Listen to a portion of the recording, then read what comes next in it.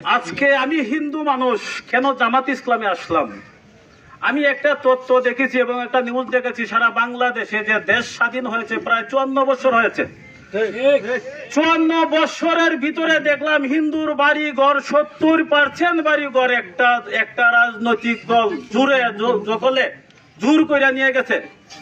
কিন্তু আমার একটা বিশ্বাস হয়েছে বাংলাদেশ জামাত ইসলামের ভিতরে যে 54 বছরের ভিতরে একটা হিন্দু বাড়ি, একটা হিন্দু নারী, একটা হিন্দু জমি এখন পর্যন্ত কোনো বাংলাদেশ জামাত ইসলামের কোন নেতা কর্মী কোনোভাবে দখল করে নাই।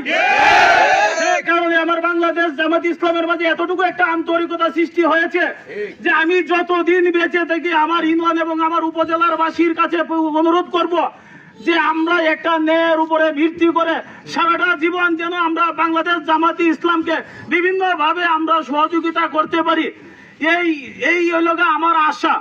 আর একটা জিনিস হচ্ছে, আমি যে কথাটা না বললেই পারতেছি না, আজকে আমরা প্রায় 300 মানুষ রেডি হয়েছিলাম আমরা এই অনুষ্ঠানে অংশগ্রহণ করার জন্য। কিন্তু গতকালকে দেখা গেছে আমাদের এলাকাতে বিভিন্ন জায়গায় বিভিন্ন ভাবে হুমকি দিয়ে আমরা হিন্দু সম্প্রদায়ের মানুষকে, হিন্দু সমাজের মানুষও একটা স্বৈরাচার দলের একটা পক্ষ আমাদেরকে বিভিন্ন ভাবে অত্যাচার করে, বিভিন্ন ভাবে বাধা দিয়ে আমাদেরকে 300 লোকের মাঝে আজকে আমরা 100 জন লোকও আসতে পারছি নাই। আমি আপনাদের বাংলাদেশ জামাত ইসলামের সহযোগিতা চাইতেছি।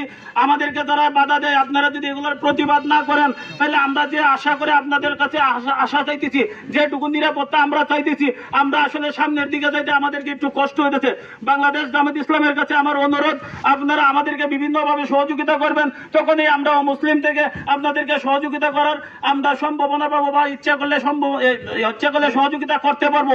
আমরা বাবুর কথায় একথা নিশ্চয়তা দিতে পারি, বাংলাদেশ জামাত ইসলামী যারা করে তাদের পিছনে আমাদের উপজেলা, জেলা, কেন্দ্র সব সময় থাকবে।